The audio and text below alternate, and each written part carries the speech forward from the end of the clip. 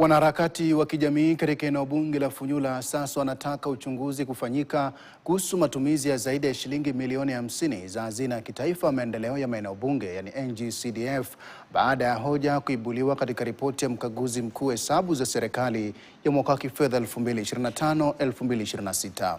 Wakiongozwa na Michael Mugenya, wanaiomba DCI na tume maadili na kukabili ufisadi EACC kuchunguza tuhuma hizo, kwa wakimtaka mbunge wa eneo hilo Daktari Oundo Mudenyo kutoa ufafanuzi kuhusu matumizi ya fedha za umma.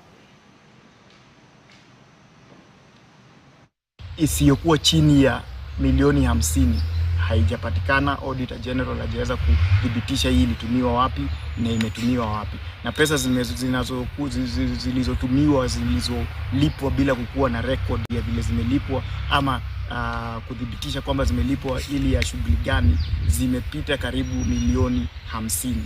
Na kwa hiyo 98 million eneo bunge la Funyula ama NG-CDF haijaweza kuonyesha balances up to 93,805,000.